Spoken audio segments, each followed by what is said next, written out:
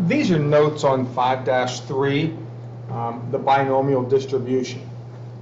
Over the next few lessons, we'll be learning about more distributions, such as the multinomial distribution, the Poisson distribution, geometric, hypergeometric.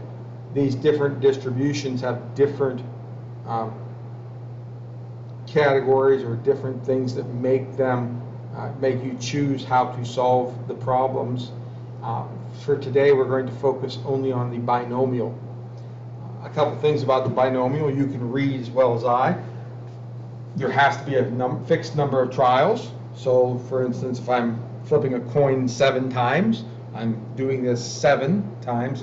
That's a fixed number of experiments. Each trial can only have 2 outcomes. So, for example, I'm either going to flip a heads or I'm going to flip a tails. That's 2 outcomes. Maybe I'm pulling cards from a deck and I'm trying to get diamonds. Well, 2 outcomes. They will either be a diamond or they will not be a diamond. Doesn't have to be equal. It doesn't always have to be 50-50 like a coin.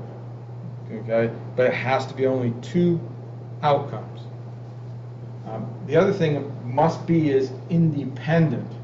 To put that in perspective about the cards, I cannot do this unless I'm replacing the card. I cannot do the whole without replacement thing anymore with this binomial distribution, because that would change the probabilities for each trial. So this has to be like with replacement, or at least be our understanding that the trials must be independent and the probabilities must stay the same. And that's why the whole without replacement thing cannot work.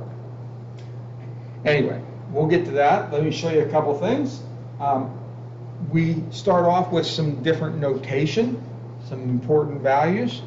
We don't typically use the P of S or X P of F too often. We typically use just P and Q. P is success, Q is failure, and those will always have to add up to 1. So if I succeed 20% of the time, I fail 80% of the time. If I succeed 60% of the time, then I fail 40% of the time. So those 2 numbers will always add up to 1.00 or 100% total. You have to look at that and know that P and Q always will add up to 1. N represents the number of trials. So like I said before, like if I was flipping a coin 7 times, that would be the number of trials. And then the X value is the number of successes. So if I said to you, hey, flip that coin 7 times, and what's the probability of getting 2 tails? Then the 2 would represent my X value. Notation-wise, we would be looking at things like the probability that X equals 2. And we'll get more into that notation as we progress. But those are the values. There is a specific formula here for the binomial formula. Whether you recognize it or not, I want to point this out. That n factorial over n minus x factorial times x factorial, if that doesn't look familiar to you, let me remind you that this is the same as having n combinations of x. N combinations of x. The P is your success, the Q is your failure, and once again, if you're doing something 7 times and you're looking at 2 successes, like 2 successes, then the other 5 would be fails.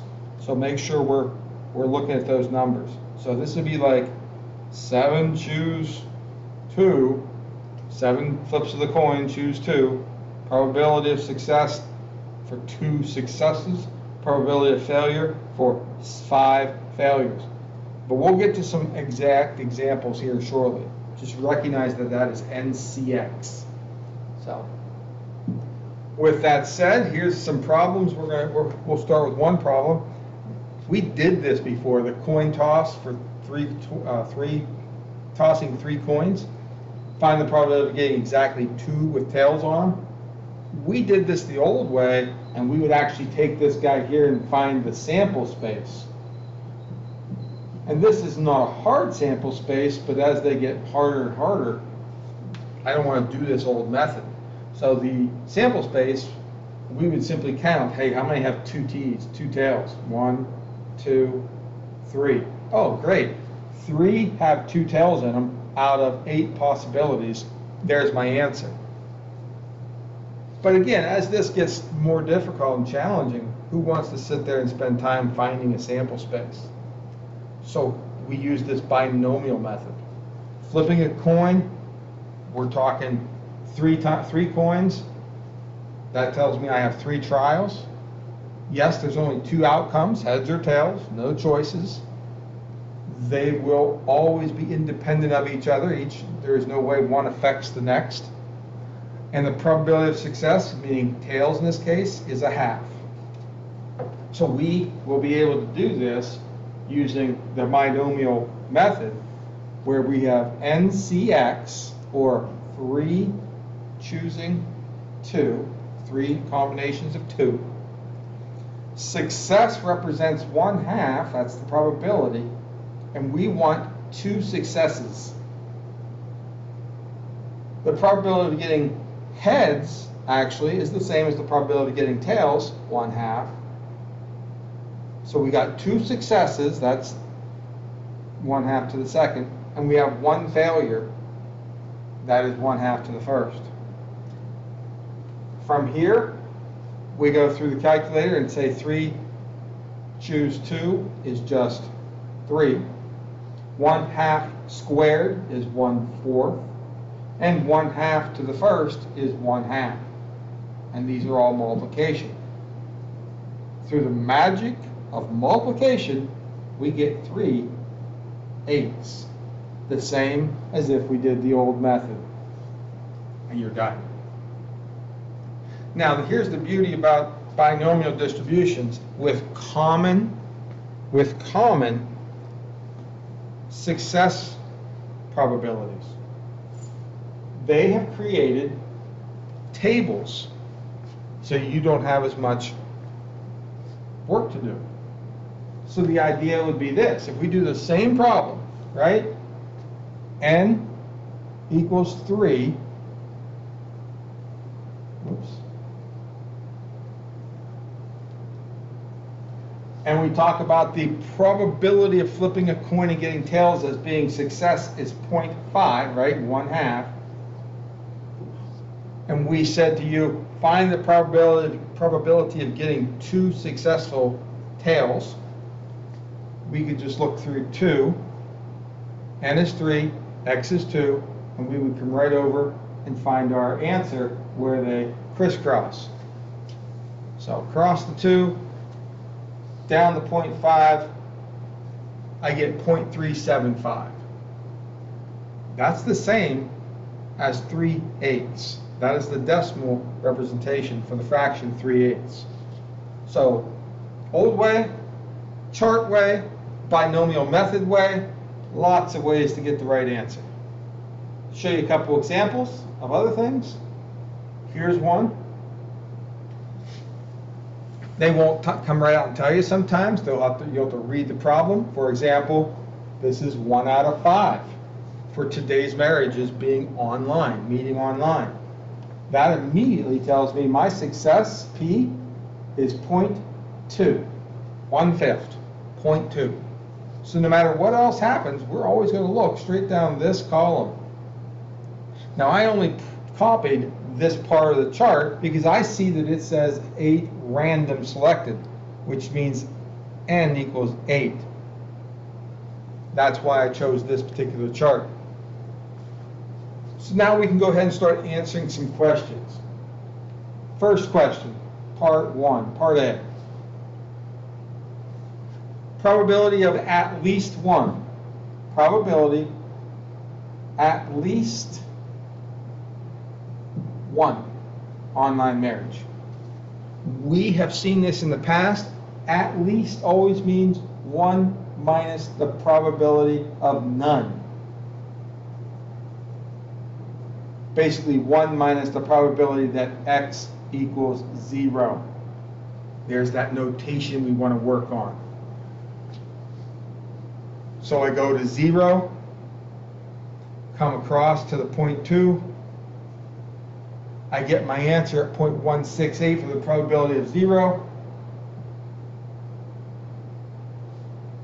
1 minus 0.168 turns out to be 0.832.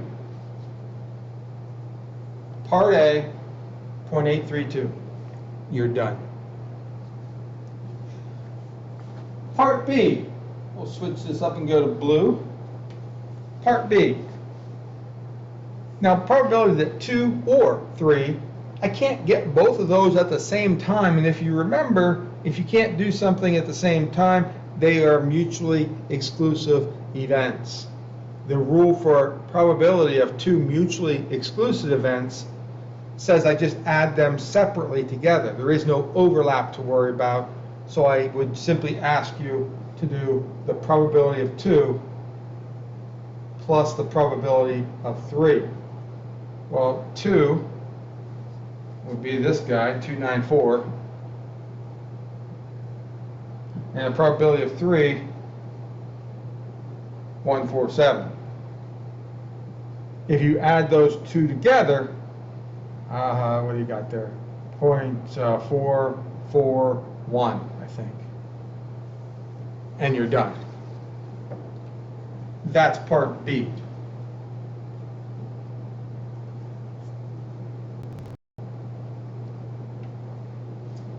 Okay, let's do part C. I'm going to clear this to get myself some space.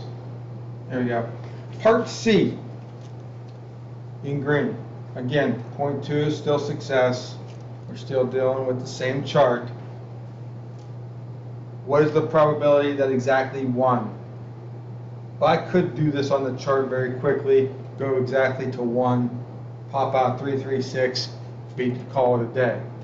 But just so we're clear, I want to make sure we are clear about this binomial method. So if I were to choose to do this with the binomial method without the charts, what I could do is exactly 1. There are 8 marriages that we're looking at. So this becomes 8C1. 8 is N, 1 is X. So 8C1 multiplied by success is 0.2. So that's going to be my 0.2. My p-value is 0.2. And we are raising that to the power of success, which is only 1. And then we're talking about 0.8 being a fail. If 0.2, remember 20%, 0.2 is my pass, my success, 0.8 is my fail, because they have to add up to 1. So that's my Q value, 0.8. And this would be the X minus N minus X, so that would be 7. 1 success, 7 failures, and we run it through the calculator. 8 choose 1 is 8. 2/10 to the first power is just 2/10. 8/10 raised to the 7th power, rounded off I believe is 0.210. Use the calculator, and I think you get something that rounds off to the same 336. I believe it was like 3355 or something like that. 3357, something. But it was 336 as a rounding off to 3 decimal places, which we always do for probabilities. So, all right, that's it, folks. Thank you for listening. This is the homework. Have a great day.